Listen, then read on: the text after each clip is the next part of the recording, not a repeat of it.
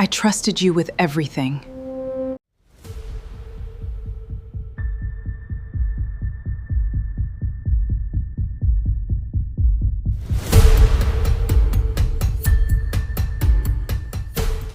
The digital board above Gate 14 flickers, casting a pale, clinical blue light over the row of empty plastic seats.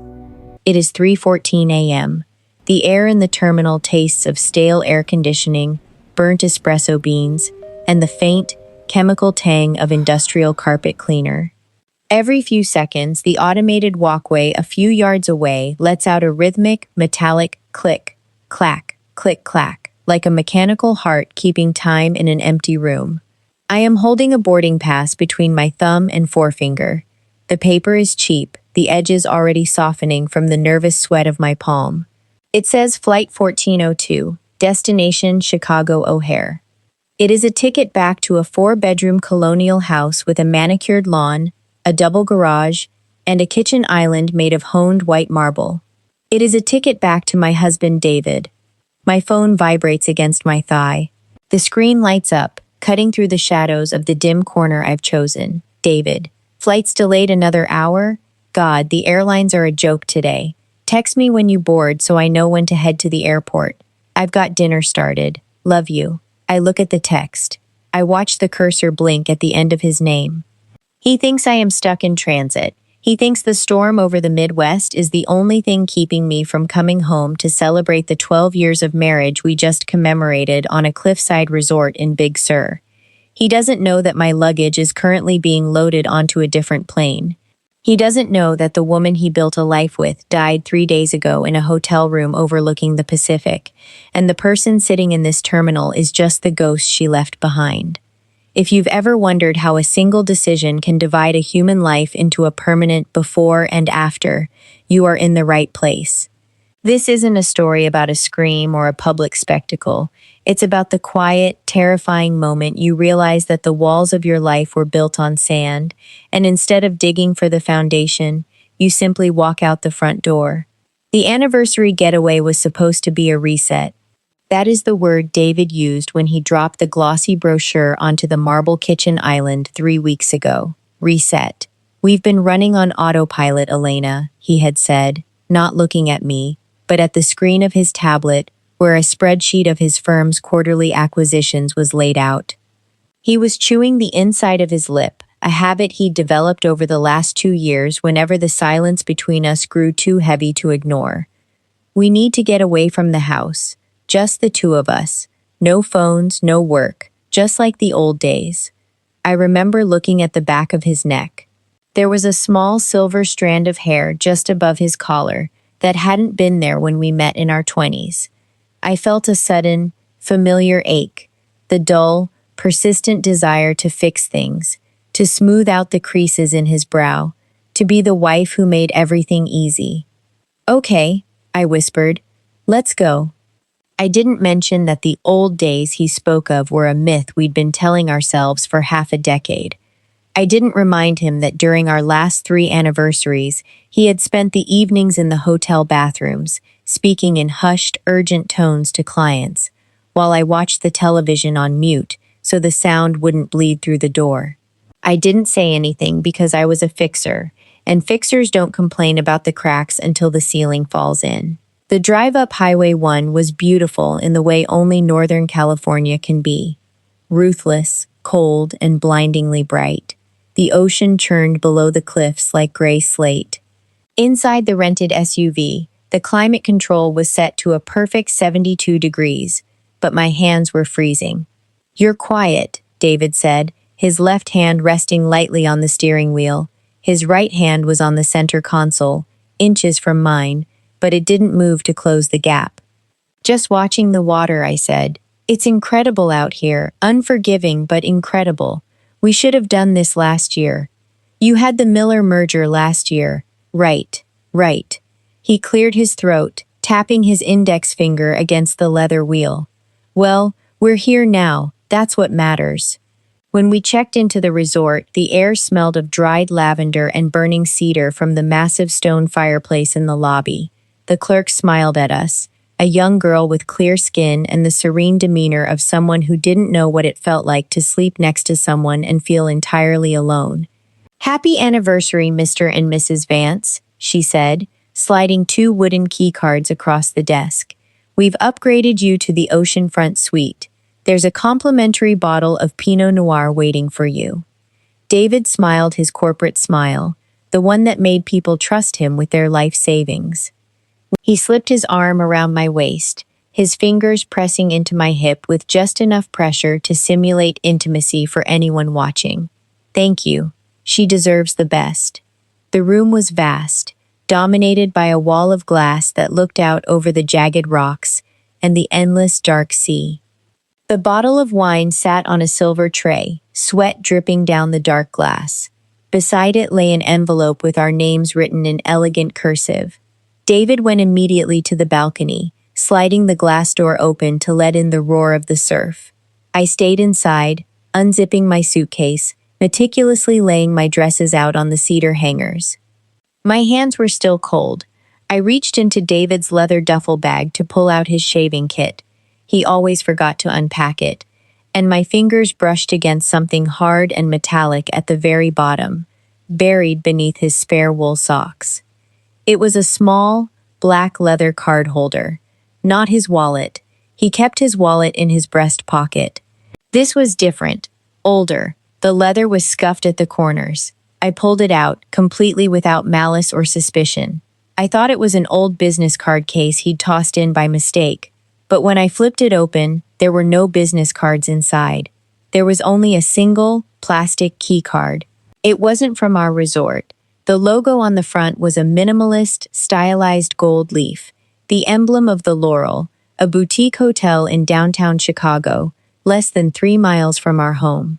On the back of the card, written on a small piece of white medical tape in sharp, precise handwriting, was a single number, 412. I stood by the bed, the heavy scent of cedar from the closet filling my lungs until I felt faint. Chicago. We lived in Chicago. Why would David have a permanent room key to a hotel 20 minutes from our house?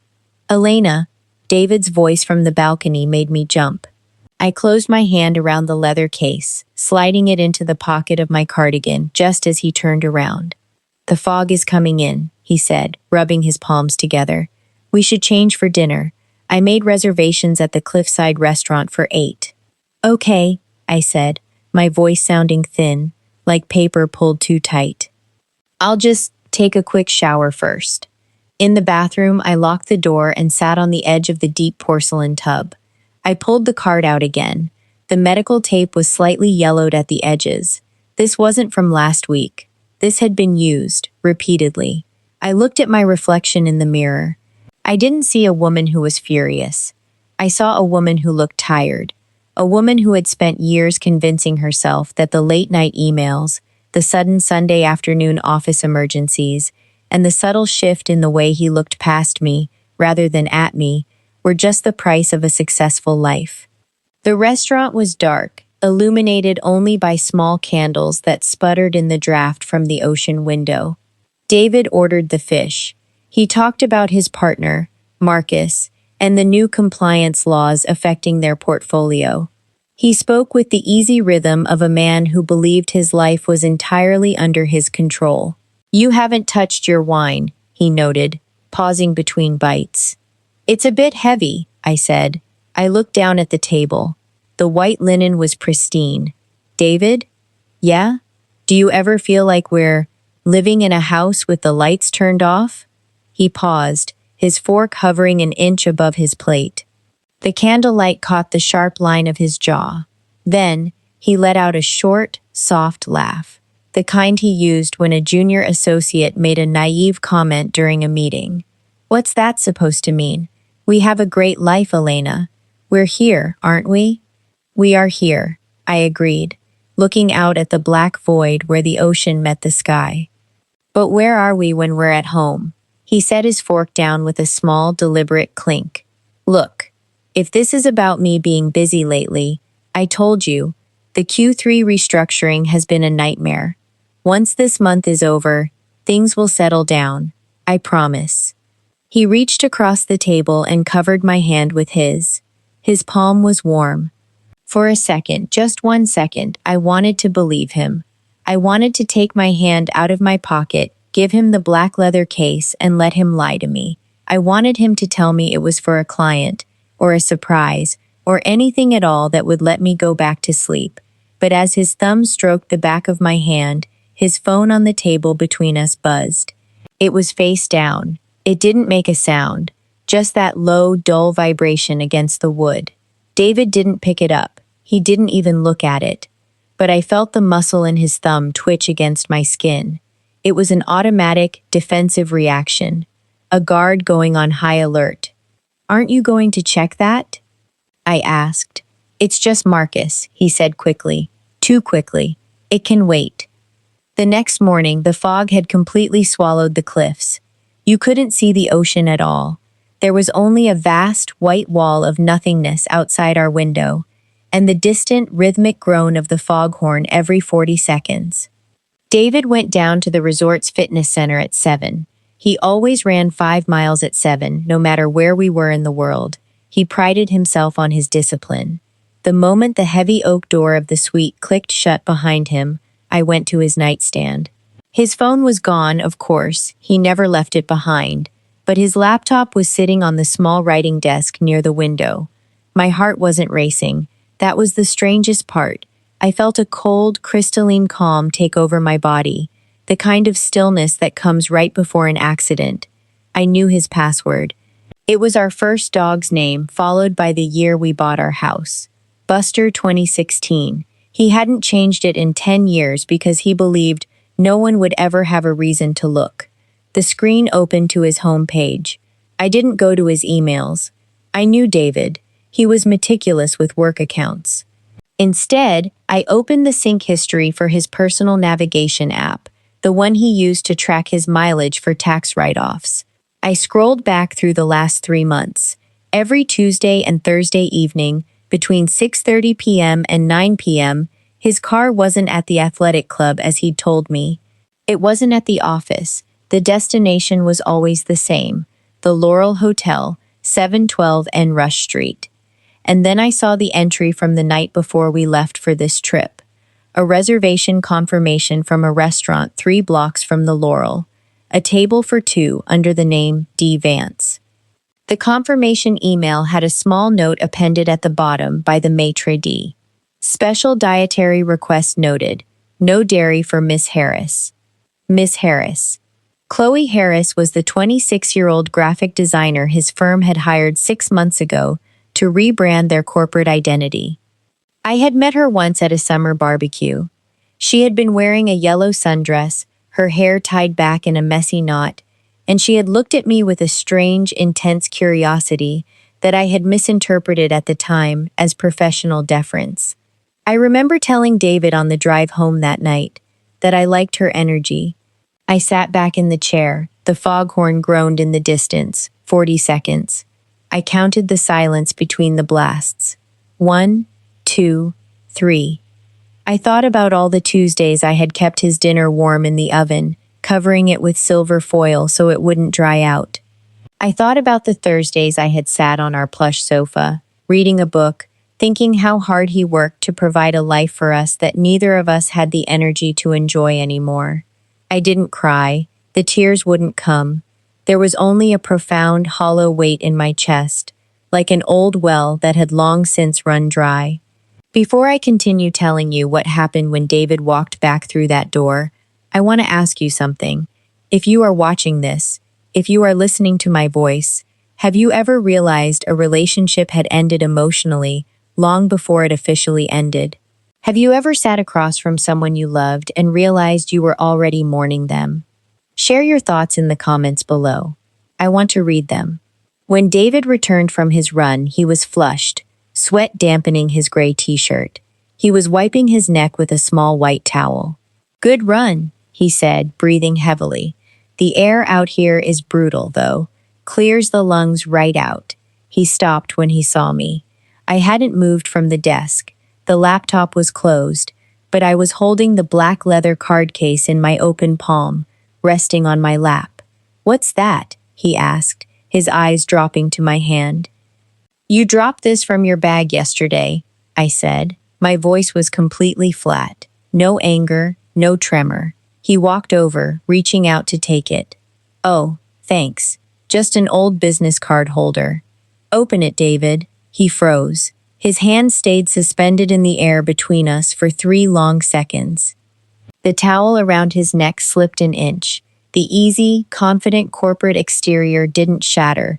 It just cracked slightly around the mouth. "Elena, I don't have time for games this morning. We have that couple's massage at 9. "Open it." He took the case from my hand. He didn't open it. He didn't need to. He knew exactly what was inside. He looked at the stylized gold leaf logo, then up at me.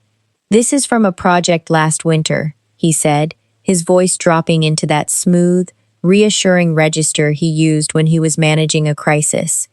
"We had to put up some out-of-town consultants at the Laurel. I must have kept one of the keys by mistake." "Room 412, I said softly. "Chloe Harris doesn't eat dairy, does she?" The silence that followed was different from the silence of the last 5 years. This wasn't the silence of neglect. This was the silence of a trap springing shut. He didn't deny it. He didn't get angry. He just closed his eyes for a brief second, and when he opened them, the man who loved me was gone. In his place was a stranger who looked very, very tired of keeping a secret. "How long have you known?" he asked. 10 minutes, I said, "but I think some part of me has known since June." He sat down on the edge of the unmade bed, his shoulders slumping. He looked smaller in his workout clothes, less formidable. "Elena, it's not what you think. It's not a whole separate life. It was just, things got so heavy between us. Every time I came home, it felt like I was walking into a museum. Everything was perfect, everything was clean, but there was no air in the room. I looked around the suite, the pristine white sheets, the expensive Pinot Noir, the elegant cursive on the envelope. "So you found a room with air?" I asked. "I'm sorry," he whispered. He put his head in his hands. "I am so sorry. I never wanted to hurt you." "That's the biggest lie we tell ourselves, isn't it?" I said, standing up. My knees were shaking, but my spine felt straight for the first time in years. We say we don't want to hurt people, but what we really mean is we don't want to be there when they bleed. I walked past him into the bathroom. I didn't pack my things in a rush. I didn't throw his clothes off the balcony. I simply took my purse, my passport, and the jacket I had worn on the flight out. "Where are you going?" he asked, standing up as I came out of the bathroom. "Elena, talk to me. We can fix this. We can go to counseling. We've been together 12 years. You can't just walk out over this. Watch me," I said. And as I closed the heavy oak door of room 304 behind me, the foghorn blew again from the ocean below. A long, low warning sound. But for the first time, I wasn't afraid of the white wall of nothingness ahead of me. The rental car agency at the base of the mountain was small, smelling of cheap pine air freshener and wet asphalt. The clerk, a middle-aged woman named Martha, with kind, tired eyes and a silver cross around her neck, didn't ask why my face was pale or why I didn't have any luggage with me. She just looked at my ID, then at my hands, which were still trembling slightly as I signed the digital pad. "Going far, hun?" she asked, sliding the keys to a silver sedan across the counter. "I don't know," I said honestly. She looked at me for a long moment, then reached out and tapped the back of my hand with a warm, calloused finger. "The highway only goes 2 ways, darling. North or south. Pick the one that feels less heavy." I chose north. I didn't drive toward the airport. I didn't drive toward Chicago. I drove along the coast, the gray water on my left, the massive redwoods rising up like ancient pillars on my right. The radio was off. The only sound was the steady, hypnotic swoosh of the tires against the damp pavement. My phone began to ring 3 miles out. "David." I let it ring until it went to voicemail. Then it rang again, and again. By the 10th call, I pulled over into a dirt turnout overlooking a jagged cove where the waves were crashing against the rocks with terrifying force. I took the phone out of my purse. There were 6 text messages. David, Elena, please, this is crazy. You left your suitcase at the resort. I'm still here. Where are you? David, Marcus called. He said you aren't answering your phone. Did you call him? David, we need to talk about this rationally. We have a life together. We have the house. We have plans. I looked at the word plans. What plans? The plan to buy a larger house in the suburbs next year? The plan to attend his company's holiday gala in December and smile while his partners praised him for his vision? The plan to spend another decade pretending that a large kitchen and a clean house were the same thing as a marriage? I turned the phone off. I didn't just silence it. I powered it down completely, watching the screen go black. Then I slid it into the glove compartment and closed it with a sharp, definitive click. The silence that followed was immense. It filled the small sedan like water filling a diving bell. For 12 years, my life had been soundtracked by David's needs, David's schedule, David's phone calls. Now there was nothing but the sound of my own breathing. It felt terrifying. It felt magnificent. I drove for 4 hours until the hunger became a physical ache in my stomach. I pulled into a small, forgotten coastal town called Mendocino. It looked like a postcard from the 1970s. Weathered wooden buildings, small gardens overflowing with wild rosemary, and an air so thick with salt you could taste it on your tongue. I found a small diner at the edge of the cliffs called The Gull. The floorboards creaked under my feet as I walked in. The air smelled of fried eggs, old grease, and hot coffee. Just one? The waitress asked. She was young, maybe 20, with a bright yellow pencil tucked behind her ear. Yes, I said, just me. She sat me at a small booth in the back, right next to a window that looked out over the harbor. I ordered a black coffee and a plate of toast. When she brought the coffee, I wrapped my cold hands around the thick ceramic mug. The heat felt like life coming back into a frozen limb. I looked out at the harbor where 3 small fishing boats were bobbing against the pier. A man in a yellow oilskin jacket was hosing down the deck of his boat, his movements slow and methodical. He didn't look like he was in a hurry. He looked like a man who knew exactly what his job was and didn't care about anything else. Mind if I sit? I looked up. An old woman was standing by my booth. She was wearing a thick, hand-knit green sweater and holding a plate with a slice of apple pie. Her hair was entirely white, cut into a sharp, practical bob, and her face was lined with the deep, beautiful wrinkles of someone who had spent her entire life in the sun and the wind. I'm sorry? I said. The diner's full and I don't like eating my pie alone, she said, nodding toward the front of the restaurant, where a tour bus had just dropped off 20 people. I'm Clara. Elena, I said, shifting my purse to make room on the bench. Please, sit. Clara sat down with a small grunt, setting her pie between us. She didn't immediately start talking. She took a slow sip of her coffee, looked out the window at the fishing boats, and then looked back at me. Her eyes were an intense, clear blue, the color of the sky right before a storm. You look like a woman who just jumped out of a moving vehicle, she said softly. I let out a short, involuntary laugh that sounded more like a sob. Is it that obvious? It's the hands, Clara said, pointing her fork at my fingers, which were still gripped tightly around my mug. And the way you keep looking at the door like someone's coming to arrest you. You're running from something. My husband, I whispered. Saying the words out loud felt strange, like releasing a small bird I'd been hiding in my throat. He had a room. Clara nodded slowly, chewing a bite of her pie. She didn't look shocked. She didn't offer the generic, high-pitched sympathy that my friends in Chicago would have offered. Most of them do, she said simply. Some rooms have numbers on the door. Some rooms are just inside their own heads. But when a man builds a room you aren't allowed into, the marriage is already over, Elena. The only thing left to decide is how long you want to sit on the porch waiting for him to let you in. I looked down at my coffee. 12 years, I said. We built everything together.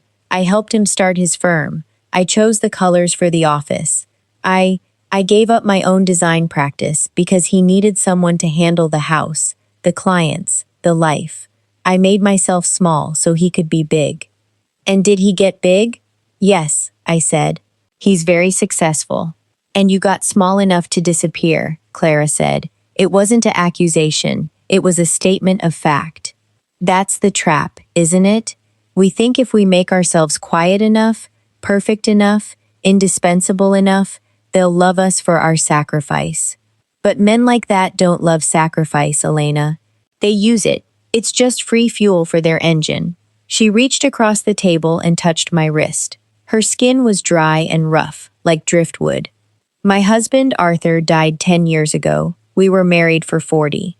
The last 10 years of his life, he didn't see me at all. He saw a cook, a housekeeper, a nurse. When he died, everyone told me how sorry they were. They told me how lonely I must be. She smiled, a small, secret smile that reached her blue eyes. But you want to know a secret? The loneliest I ever was in my whole life was sitting across from him at the dinner table, while he looked right through me. Being alone in an empty house is a luxury compared to being alone with a man who doesn't see you. Those words hit me like a physical blow. The loneliest I ever was sitting across from him at the dinner table. I thought about our kitchen in Chicago, the sub-zero refrigerator that made a faint, low hum in the nights. The long, gray leather sofa where we sat every evening 3 feet apart, each of us looking at our own screens. The silence between us so heavy it felt like furniture. I had been lonely for years. I had just been too busy pretending to be happy to notice. What did you do? I asked Clara. I sold his trucks, she said with a small chuckle. I bought this cottage on the cliff. I started a garden, and for the first 6 months, I did nothing but listen to the ocean. I didn't answer the phone. I didn't ask anyone's permission to buy the bread I liked, or to leave the dishes in the sink overnight. I had to learn the sound of my own voice again, Elena. It takes time, but it's the only voice that matters. After Clara left, I stayed in the booth until the sun began to drop toward the horizon, turning the gray water into a brilliant, fiery orange. I went out to the car and retrieved my phone from the glove compartment. I turned it on. The notifications flooded the screen like a broken dam. 42 missed calls, 38 text messages, 3 emails from David's personal account. I ignored them all and opened my banking app. We had a joint account, of course, the one where all his bonuses went, the one we used for the house and the lifestyle. But 3 years ago, when my mother passed away, she had left me a small, modest inheritance, about $30,000. I had kept it in a separate, individual savings account at a completely different bank, mostly out of laziness rather than strategy. I hadn't touched it. It was just sitting there, a quiet numbers on a screen. I looked at the balance, $31,452.18. It wasn't a fortune. It wouldn't buy a house in Chicago or a luxury SUV. But as I looked at those numbers, I realized what they actually were. It was 6 months of time, 6 months of bread, coffee, and a small room somewhere, with a window that looked out at something real. It was 6 months of not having to ask David Vance for permission to exist. I opened my laptop, connected it to the car's mobile hotspot, and opened a travel website. I didn't look for flights to Chicago. I looked for something else. Something far away from the Midwest. Far away from the corporate galas and the Marble Islands. I found a small, furnished apartment for rent in Portland, Maine. A 6-month lease, 1,000 miles in the opposite direction. It was an old brick building near the harbor, with exposed beams and a small wood stove. The listing said it was available immediately for someone seeking quiet reflection. I clicked book now. I didn't call a lawyer. I didn't call my sister. I didn't call Marcus. I wrote one email to David. David, I am safe. Do not look for me. Do not call my family. I have taken the silver sedan and the money from my mother's account. Your suitcase is with the front desk at the resort in Big Sur. The house keys are on the kitchen counter, or they will be, when I mail them to you from wherever I end up. Do not look for me. The woman you are looking for doesn't live in our house anymore. Elena. I hit send. Then, I took the SIM card out of my phone, rolled down the window of the rental car, and dropped the small piece of plastic into the wild rosemary bushes growing beside the road. The winter in Portland, Maine, is different from the winter in Chicago. In Chicago, the wind is aggressive, howling through the canyons of skyscrapers like a furious beast. In Maine, the cold is silent. It creeps in from the Atlantic, thick with frost, turning the cobblestone streets into silver glass and freezing the breath in your throat the moment you step outside. My apartment was on the third floor of an old brick warehouse on Commercial Street. The floors were wide plank pine that had been worn smooth by a century of boot heels. It had 3 pieces of furniture, a simple iron bed, a pine table I'd bought at a junk shop for $20, and an old, oversized armchair covered in faded green velvet that smelled faintly of pipe tobacco and wood smoke. Every morning at 6 a.m., I woke up without an alarm. For the first 2 months, I didn't know what to do with my body. In my old life, my days were structured around David's routine. I woke up to make his matcha tea. I checked his dry cleaning. I organized the catering for his weekend dinners. Now the day stretched out before me like a vast, empty white canvas. It was terrifying. On a Tuesday in late January, the exact day that would have been our 12th anniversary had we stayed together, I went into a small art supply store near the pier. The air inside smelled of linseed oil, turpentine, and heavy paper. I spent 2 hours looking at brushes.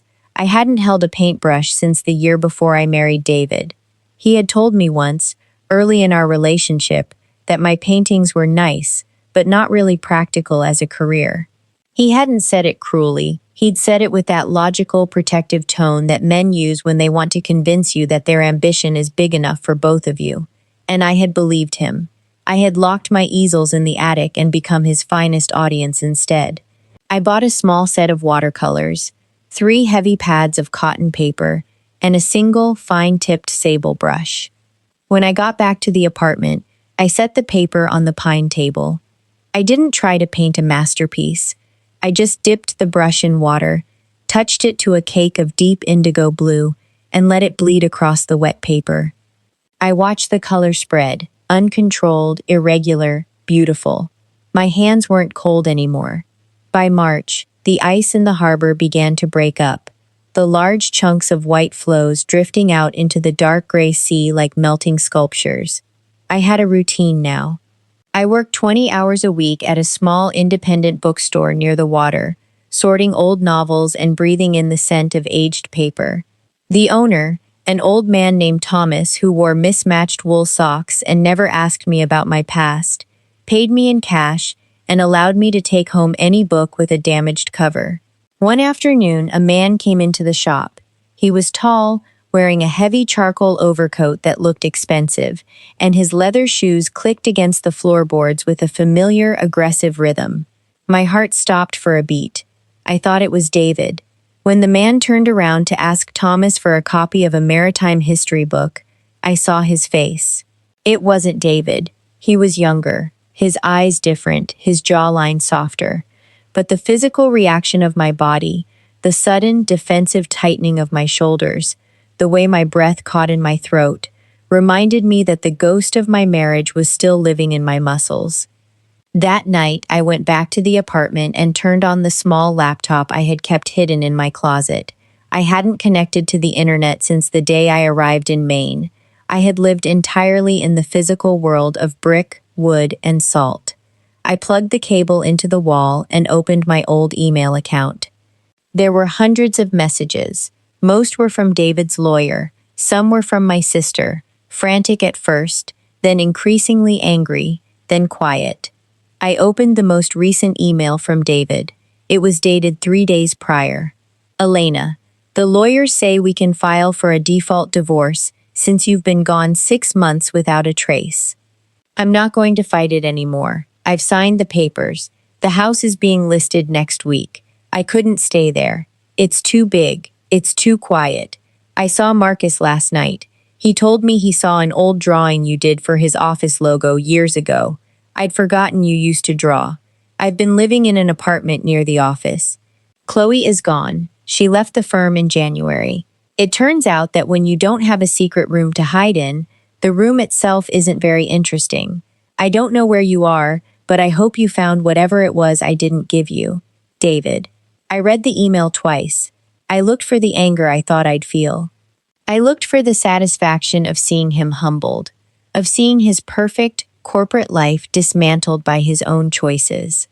But there was nothing there but a profound, clean emptiness. He was just a man, not a monster, not a villain in a melodrama, just a flawed, ambitious man who had lost his way and taken me with him until I chose to drop his hand. I closed the laptop. I didn't reply. It is June now, 1 year since the anniversary getaway in Big Sur. I am sitting in the international terminal of Logan Airport in Boston. The morning sun is coming through the massive glass windows, hot and yellow, warming the wood of the bench where I sit. Beside me is a small canvas duffel bag. Inside are 3 summer dresses, 2 pairs of sandals, and 4 finished sketchbooks filled with watercolors of the Maine coast. Paintings I sold last week to a gallery in Portland for enough money to buy a ticket to Lisbon, Portugal. I am holding my passport. It is a new one, the dark blue cover crisp and uncreased. My phone, a new one, with a number only Thomas and my sister have, is silent in my pocket. No vibrations, no emergencies, no late-night texts from a husband who needs his life fixed.